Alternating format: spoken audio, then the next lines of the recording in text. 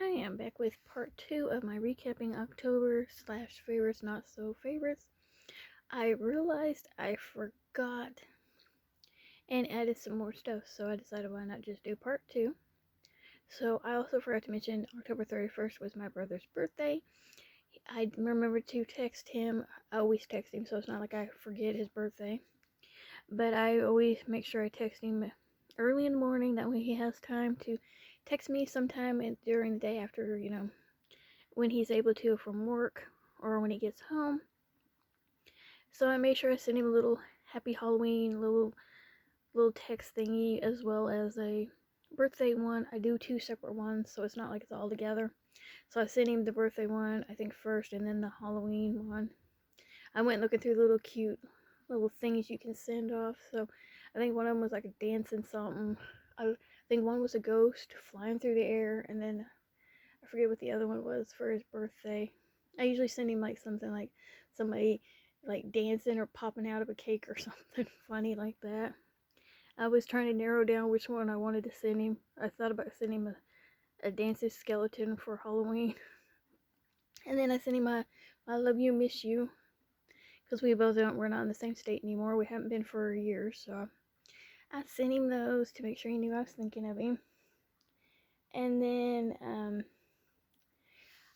of course, I forgot my little cactus. I still, like I said, do not know if he's real or fake, or I'm still assuming he's real, but I still think he's cute, and he's kind of sitting there. I still like the little Rolo creamy caramel wrapped enriched chocolate. I still have a bunch of these I'm eating. And then the newest book, I said I had taken a break on reading books, and I have. And then I got this one in the mail, and I have a video coming up next month in November. By the time this video is posted, like the other one, it should already be up. I think this one I'm putting up on November 2nd. I think it is A Heart Made of Tissue Paper, Poetry and Drawings by Rochelle E. Goodrich. This is my very first poetry book. I really did enjoy this.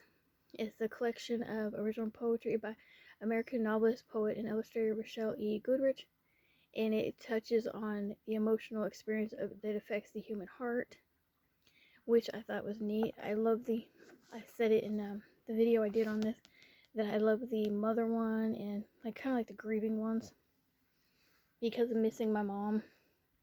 And then I just, I love this cover. I thought that cover was just so pretty. I love that cover.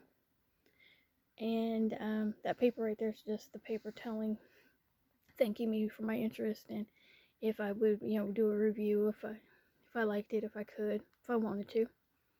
And so that's what that paper is. Um, Excuse me, I apologize for that. I think that is it on my favorites and recapping.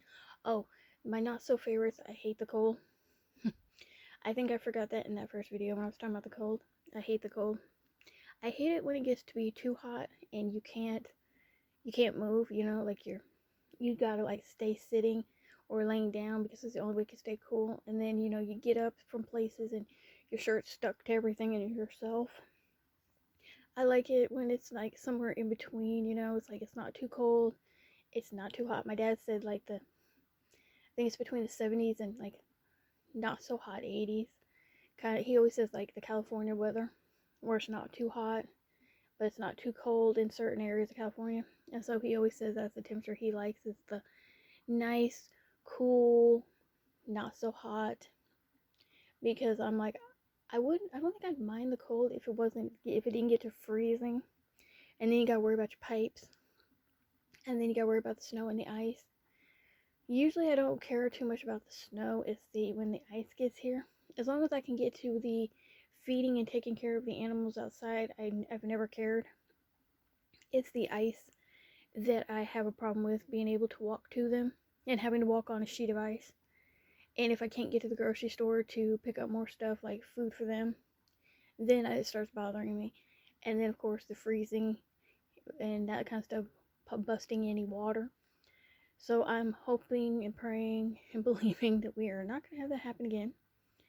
I am turning the faucets on. I've just started that in the last few days. I don't think I actually have to. I think the temperatures have been high enough that it's not really like if it gets down below, we're not really going to have it like bust.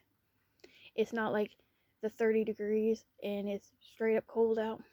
It's been like 35 and above, but it feels like, 25, 28, that kind of stuff. And so I've been kind of turning them on anyways because I'm trying to get back in the habit. Because, you go through winter and you spent the whole time turning the faucets on and off, heaters on and off, any heaters, heaters, anything you have in your house, all your blankets, you've been moving them. Make sure you got them all over your bed, all over rooms, everything's on, faucets are on, cabinets are open. And so you spent the whole entire winter, and then summer gets here, you spent the whole summer with no blankets on, hardly any blankets on, air conditioning, fans, whatever you need. And then it's like, then you get back into winter, and then you gotta remind yourself to turn everything on, open everything up, keep everything going. So I decided to just go ahead in the last few days, just turn them on, and just keep it going. And that way, when it starts getting that way, I've already gotten in the habit. I won't forget because I'm always afraid I'm going to forget. I'm going to go to bed, and then I'm going to wake up in the middle of the night and be rushing in there real fast to turn them on and hoping that it doesn't do anything. And then in the morning, I usually leave them on for just a little bit longer in the morning, especially in my bathroom, because my bathroom, I don't really use too much of the faucets in there early in the morning. It's usually the kitchen. And then it's like, as soon as it starts kind of warming up a bit, or I think I'm going to use the faucet, I'll turn it off. But I leave it on for just a little bit longer just to make sure. And so I'm trying to get back in the habit because I don't want it to like bust or anything. So that is just my recapping of October and my favorites and not so favorites. I will see you guys, of course, by the time it's up, I will see you in November. Thank you for watching. Bye.